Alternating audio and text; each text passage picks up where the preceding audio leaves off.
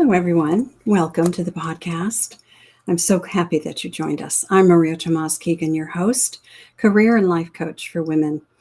I often say that I am really passionate about a couple of things when it comes to working with professional women. And the first one is helping you create a life and career that fulfills you because you don't deserve to stay stuck where you don't belong. And the second thing is introducing you to inspiring women who come here onto the podcast to act as role models and resources for you to help you explore different aspects of career transition and the practices and tips that they can share with us.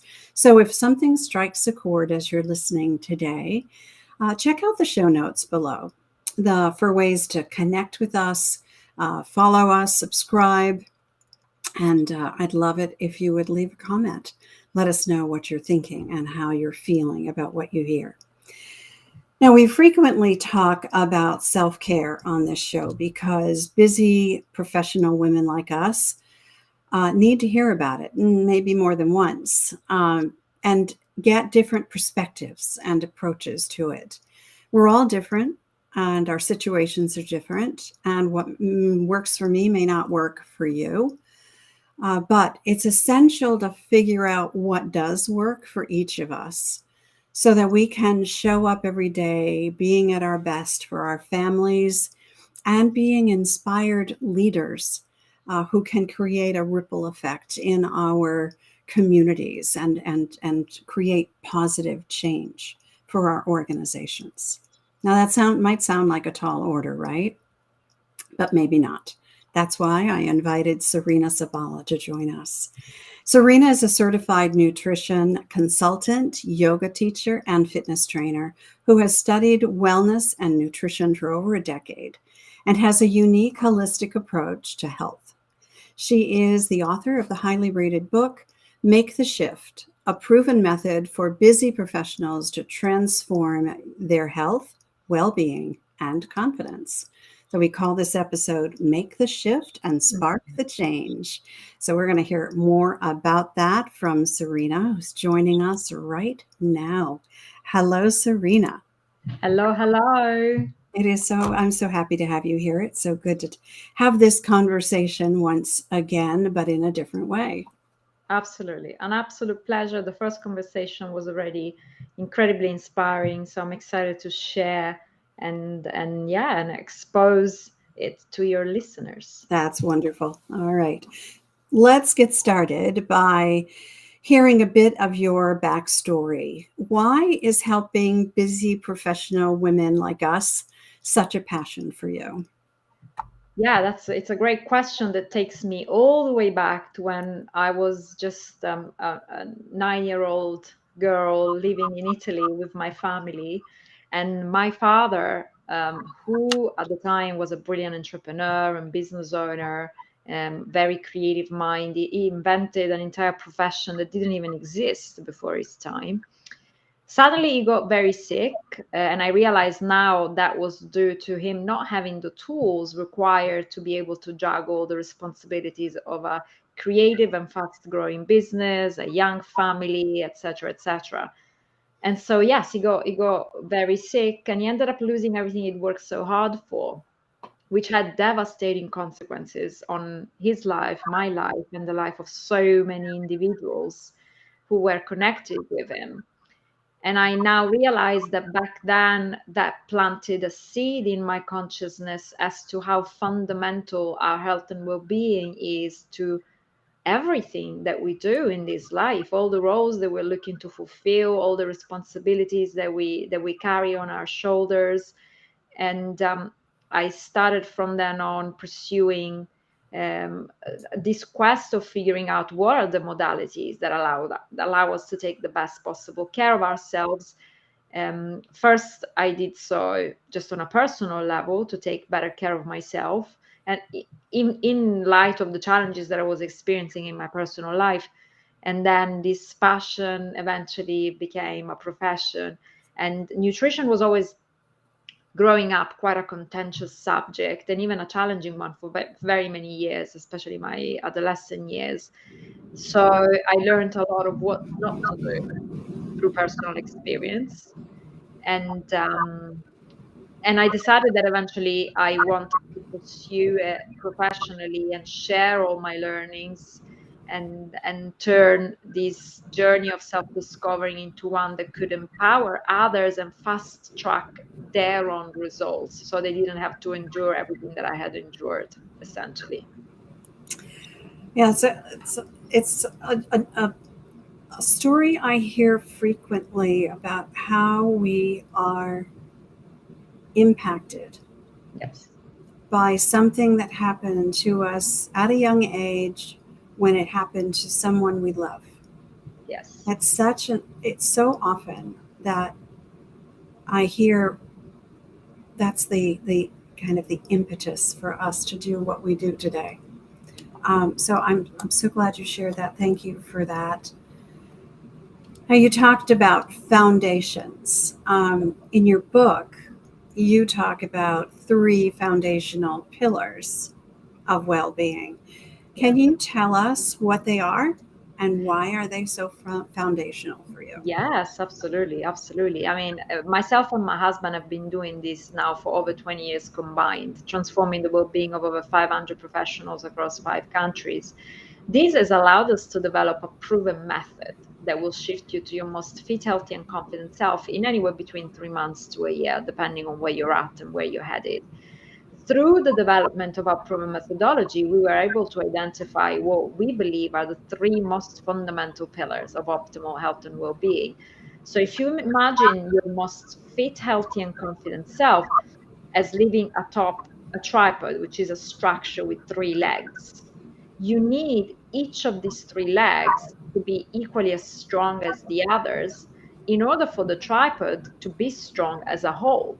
If even just one of the 3 legs is a little bit weaker, the whole structure is weak and it either wobbles or it falls down altogether.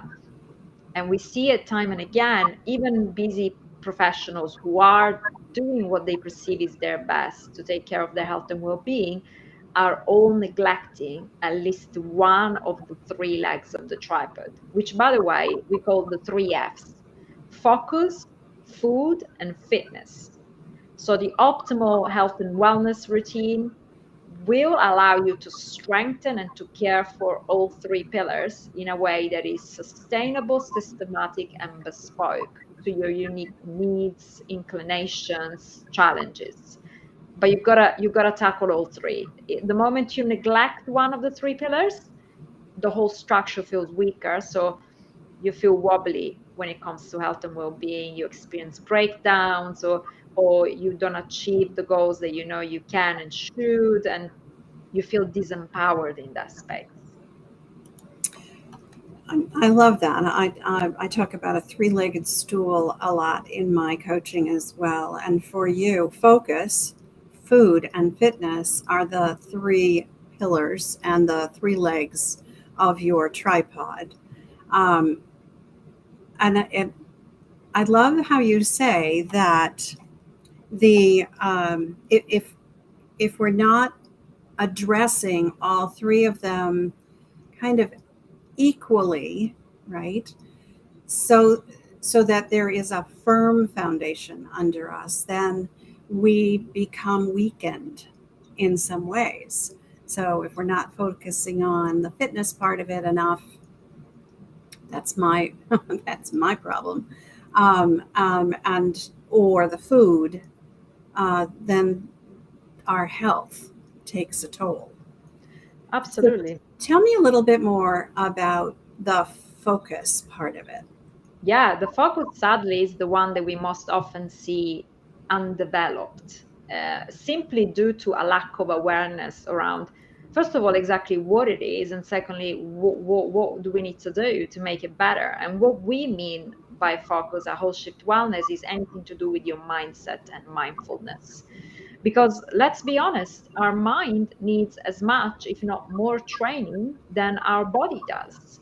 And if we leave the mind to its own devices, it will continue to run based on the habits that he has developed up until this point, which you might or might not be present with, and they may or may not serve who you're looking to become and the goals that you're looking to achieve in your life. So your mind requires a very deliberate, educated, and systematic approach to remain focused, essentially, and to remain healthy and to remain well balanced. And by the way, when we say developing a strategy that is balanced, we don't mean that you need to do an hour on each of the three pillars, because some people are more naturally strong on one or two, or they've already done a lot of work on one or two of the pillars. However, they might be neglecting another one, and that's what's causing the imbalance. So actually what might be needed to begin with is to spend a little more attention on the leg that is weaker for you, in order to create a healthier balance across the three, and then you can continue either maintaining or evolving all three. So it's all very bespoke. It all depends on where you're at. And say, for instance, if fitness is the area with most room for improvement for you, perhaps you would need to spend a couple of weeks just delving deeper into your fitness habits and establishing better ones, just to give an example. Yeah, I think that's so important to make a note about that. So much of what happens for us or doesn't is directed by how we think about it. So that focus piece of it, the mindset, and the awareness is a great place to start. So let's talk about challenges. What are some of the most common challenges you see with your clients? So the first two that come to mind, which time and again they show up and they cripple the progress of our shifters, are essentially the two opposites. The first one is that they are present with the fact that they're not fulfilling their potential when it comes to health and well-being. They come to us fully aware and completely knowing that they are in a very disempowered place when it comes to taking care of themselves. They don't prioritize it. They continuously neglect it. They're probably starting to experience some negative side effects as a result of these, whether it's mild ones such as stress, anxiety, lack of energy, overweight, or even more extreme ones, insomnia, mental health challenges, burnout, pain, disappointment, but they don't do anything about it. They view it as such a massive mountain to climb, as such a big hurdle to overcome, that they feel so completely overwhelmed by it, they don't take any action whatsoever. So they remain stuck in that very same place where things can only continue to degenerate. The second most common challenge, it's the complete opposite, which is what I call the New Year resolution challenge, whereby for whatever reason, whether it's because it's January and they want to start a new year with new energy, or because they've read a book that has inspired them, or they went to a workshop, or a friend has motivated them, they decide that now it's time to take action. And in doing so, they actually create a strategy that is so extremely different from their current lifestyle, completely unsustainable, at least painful to endure, if not straight out dangerous. And so they do start, they throw themselves in at the deep end. And because it is so unsustainable, they either quit too soon, or they revert back once they've achieved their results, or they might even hurt themselves along the way and have to stop because of that. So we see these two polar opposites happen time and again in our profession, and they're equally dangerous. Yeah, I can see that. And I think I have experienced both of those. Yeah, absolutely. At one time or another, right? And it's hard to get unstuck Yes. from the feeling like it's an overwhelming hurdle to overcome. Yes. All right. So you also talk about common myths.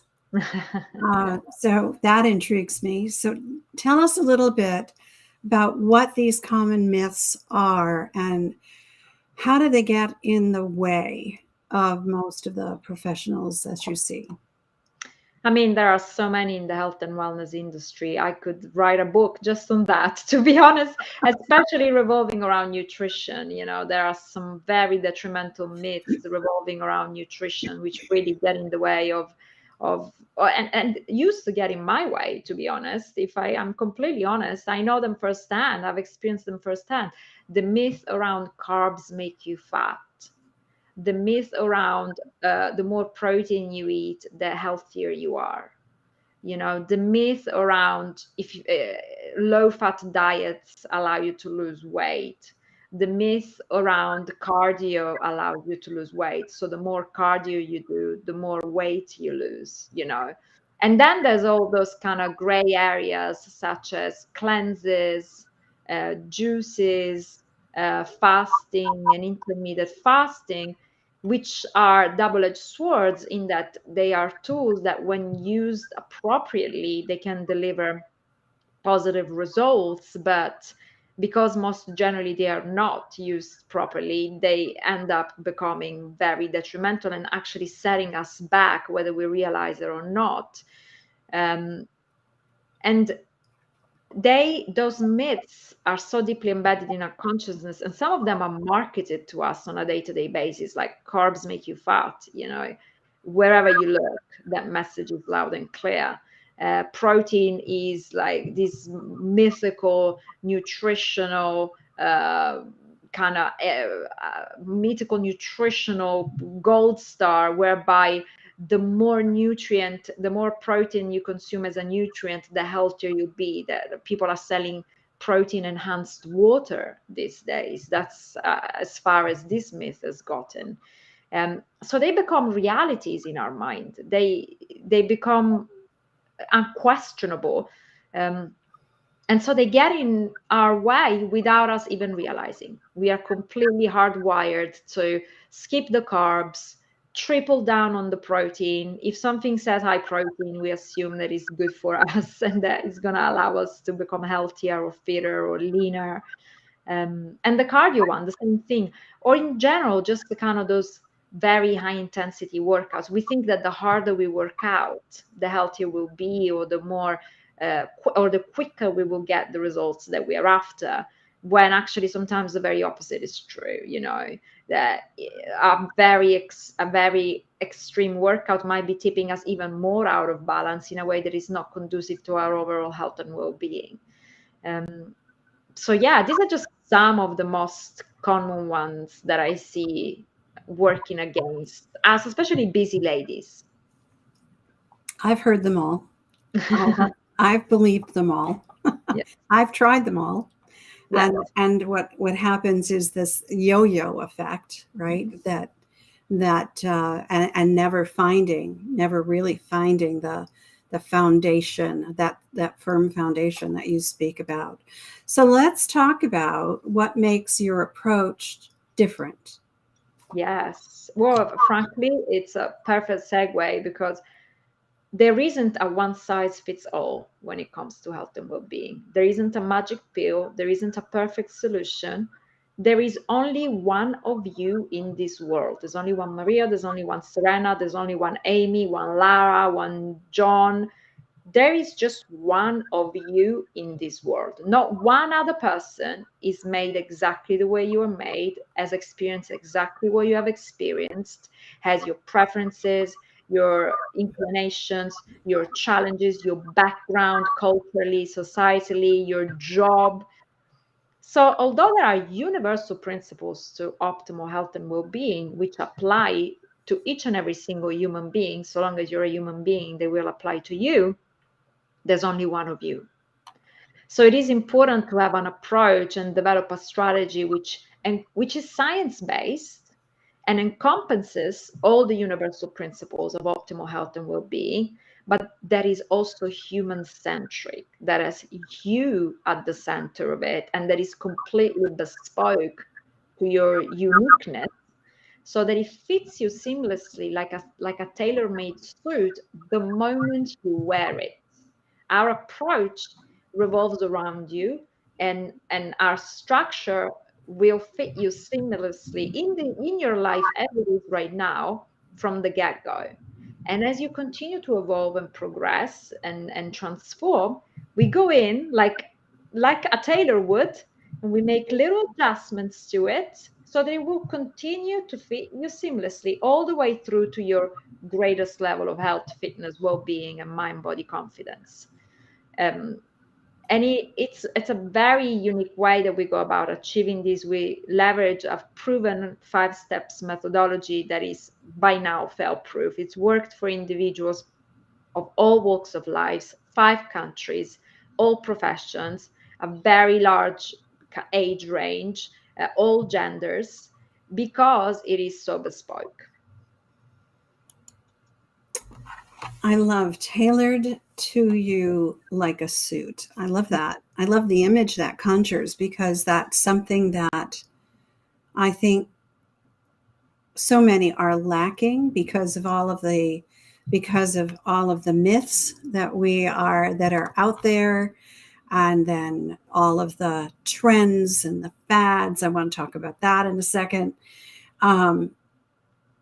But finding what works for us individually is, I guess, the key. And that's something that honestly I have not done, is worked with someone like you who can tailor my suit for me, so that I don't continue on the yo-yo Yes. that I've been on, frankly, all my life. So it's intriguing Yeah. for me, and I have read your books. I am Well, looking. Yeah. if my book is the way in which you measure whether we potentially are the right fit or not. Because if my language speaks to you, and if you feel that tug in your heart as you read through it, and if it resonates, it's also normal if some areas feel a bit confronting. It kind of it's showing that perhaps those are the areas where there's room for improvement. But the overall nature of the language that I speak should really resonate, and that's how you know whether I am the right person for you or Right. not. Yeah. Because we're not here to work with everyone, and we're not the right fit for everyone. Like I said, Of course. it needs to be the right match. But when it is, which is in every case of us working with somebody, what you experience is truly transformational and life-changing. And so many are looking for the quick fix. And from what you've explained, the tweaking and the nipping and tucking like a tailored suit is something that happens over time. And there is this evolution of Right. improvement based on where you put your focus, right? Yeah. And how you pay attention to those 3 pillars. So let's talk about some of the trends and the fads that are out there today in the wellness industry. What should we pay attention to, and what should we avoid? So, generally speaking, anything which claims to deliver very radical, drastic results in a very short period of time uh, tends to carry another side to it. It's a big red flag whenever I see something that claims to deliver almost unbelievable results in a very short period of time. Because the truth of the matter is, transformation takes time, like we were just saying. And this is, by the way, this is what you achieve when you go through our methodology. It's not a superficial change. It's transformation at the root level, so that whatever new results you acquire through the process are yours for the rest of your life. So if you are after that lifelong lasting transformation, you should really be very careful of anything that claims to carry very extreme results, to deliver very extreme results in a very short period of time, because the body needs time to register improvements. And so, generally speaking, if you're achieving too extreme results too quick, those are not second nature to you. So the moment you stop whatever it is that you're doing, you'll either go back to where you were at, if not further back, right? And you might even hurt yourself along the way. Yeah. Those tend to be the things that you need to really be wary of. Generally speaking, the things to pay attention to are the things that honor the way in which the body works, the things that are designed to bring harmony and balance rather than keep you in a state of extremeness and imbalance. They are the things that educate you along the way. So they don't just tell you what to do and that's it, go home and do it. They explain why, how it works, why it's good for you. So that in acquiring the education, you're making those principles yours. You know, you're not just like following a script. You are literally understanding and digesting these principles and making them yours, so that eventually you can sustain them for the rest of your life on your own. So whatever is designed as something that will empower you and create independence rather than codependence, are the things that you want to, keep your eyes and mind open towards. I love the way you said, that you educate us about what is good for us, and what that made me think about is then we get to make the Yes. choice, Yes. right? We get to make the choice to follow it or not follow it, 100%. to hopefully be aware of the effect of following it versus not following it has on us, how it makes us feel, what it makes us think about. Those are the kinds of things that, frankly, we're both coaches. So, we're talking to our clients about recognizing, being aware, learning, and applying, right, what they learn, and then figuring out whether it fits for us or it doesn't fit for us. And do we have to make a tweak or a nip or a tuck, right, to make it work better for us? Yeah. I love your strategy. I love the methodology that you speak about. I love your three-legged stool, your tripod, as you call it. It all makes a lot of sense to me. And I hope it's making sense to our audience as well. I think that there's a lot to be said for the approach you take, which is quite honestly very practical. It's very foundational, right? It's grounded, grounded in science and grounded in just good sense. Yes, Good absolutely. common sense. Yeah. I love results. I love results just as much as the next person. I'm not here to say that you shouldn't be after your results. And that's sometimes what people hear when I am discouraging them to embark on some quick fix. It's not that I don't want you to get the results. I want you to get them and own them for the rest of your life, as opposed to get them just and have them for just one weekend. Right. How much time have we wasted on quick fixes in our life? How much? I mean, I've spent decades on them, decades, you know. Yeah. Whereas if you do the right thing and you stick with it, overall, you are actually saving time.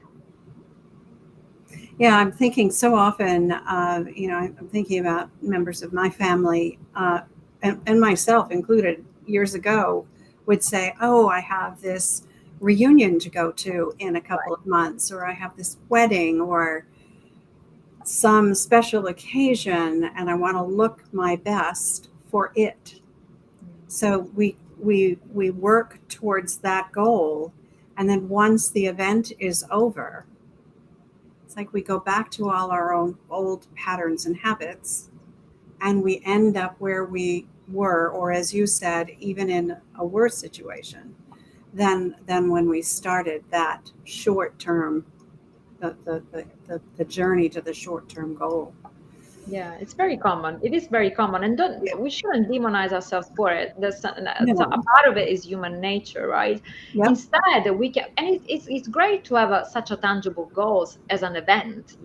We can still leverage that, but still in an intelligent way. Yes, I'll use the event to spark the shift and to start the momentum and to start heading in the right direction. But I will do so responsibly and intelligently and with a long-term vision of wanting to create something that will be mine even once the event is over.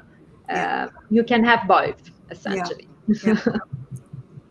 That's great. That's good to know. That's really good to know. All right. So, as we always do at the end of every episode, we end with a segment of tips from my guest. That's why we call the show Tips for the Transition. Mhm. So, I would love to hear what you can offer our audience who may be just getting started on their journey to improved health, or maybe they have tried it a whole bunch of times before and they want to be encouraged to get started again. Yes. What's your first tip? My first tip is start right now. Today. Don't wait until tomorrow. Don't wait until Monday. Don't wait until next month. Do something new right now on the back of what you've heard, on the back of whatever has inspired you in this conversation. Take one small, tiny action in a new direction right now. As soon as you're done with this episode, just take action. Leverage the momentum created by this conversation to just take one tiny new step in a new direction. Trust me, it takes just one tiny step in a new direction to completely alter the course of your life for the better. So don't procrastinate and don't hesitate. Do something small, but do something that can feel like a win and can feel like progress and that you can action on right this moment. That's my first step. I love that. I love that. And because it really only takes one small change, right? One little shift, as we talked about, right? To shift something in your daily routine and do it a little bit differently with an intention, right? Correct. That this is something that, and the other thing, if I may, I'd love to add to that. After you've done that, stop and take a look at how it made you feel. Yes. Be Because present. when you get a feeling of success or accomplishment, then you can use that as motivation to do that again. Absolutely. And then Leverage. decide what step number 2 is. Yeah. Leverage the positive momentum. I always say to our shifters, success is your greatest motivator. Yes. So the more you feel like you're succeeding at something, the more you're gonna want to stick with it and continue to do it and continue to do it even better. Right. So take notice, and this could be tip number 2 as you embark on a new journey in a tiny little way. It could simply be just getting a book and doing the exercises in the book over the course of a month. It could be as simple as that. Tiny little step, and then leverage the wins. Acknowledge every single time that you pick it up and read a paragraph, and acknowledge yourself for it, and leverage those wins to continue to win even more and even more. I love that. Yep. Leverage the win. Leverage. Yeah. Because motivation is everything, isn't it? Feeling demotivated about something because it didn't work before, or try something new. If it didn't work before, that didn't work. That's why I said at the beginning, and so did you, we are all unique individuals, and what works for one doesn't necessarily work for another. And I don't want to steal your thunder. I don't know what your third tip is, but don't compare yourself to anybody else. That's very good. Mm-hmm. My third one, actually, no, that's a very good one, by the way, because we said it and we couldn't be saying it too much. But you're so unique that if you try and do what works for your sister or your mother or your cousin, just because it works for them, it doesn't mean that it's necessarily going to work for you. That's another very common mistake I see do. And then you try it, it doesn't work for you, and you think that the problem is you. you're the Yeah. failure. Yeah. When it's just not the right fit, that's the problem. That's simple. But the other thing that I want to encourage everybody to do is to remain open. You know, don't let however many failures close your heart and prevent you from seeing possibilities in this space and from remaining open and optimistic that you will, not only can you, but you will figure it out. You will find the thing that works for you. You will achieve the results that you're after. Never give up on yourself, ever. Life is not about that, you know. So never give up hope, never give up on yourself. Stay open, stay curious, and trust that the right solution is out there for you. It's just a matter of finding it. Yeah, that's so, I think you're so right. So many people do give up on themselves. I have experienced that. At certain ages in my life, I've said, oh, this is as good as it's going to get. Yes. And what I've learned is that's not true. It can always get better. And if we don't give up trying, give up on ourselves, as you say, then I think we have a better chance at finding what works for us. And when we do, I look at my very best friend is so fit, it's sickening. Kind of like you, Serena, but she does a lot of things that are just not me. They're not in me. And I've often thought, well, I'll go with Maureen and I'll do what Maureen does. And I will never be a size 0. That's just not who I am. And figuring out, feeling okay with who I am and not giving up is, you've motivated me today. I'm really happy we've had this conversation. I'm so glad. That's brilliant. That's already worth the while. Yeah. Great. Thank you. Serena, I love that that you've been so generous today with your stories, with your tips for us all throughout this episode. I really appreciate you being here and for sharing your time, which is precious to all of us. We're all so busy these days, but I want to thank you for sharing the plan you laid out for us, and I want people to keep in mind this image of being fitted for a suit for yourself and taking the nips and the tucks where you need to take them, so that whatever you choose to do for your health and well-being and your fitness and your confidence, that it's tailor-made for you, so that you have success in this. Serena, I know that a lot of our viewers are going to want to reach out to you. So tell us, what is the very best way that they can do that? Well, our website is very effective, wholeshiftmethod.com. And interestingly, you can download a free Kindle or PDF copy of my book from the website. So that's immediately kind of a low-hanging fruit that you can go and pick, and it's a no-brainer to do. Then obviously we're also quite active on social media. This conversation is being streamed as we speak on our YouTube channel, which is Whole Shift Wellness. And we're also on Instagram as Whole Shift Wellness, and on Facebook, the same thing.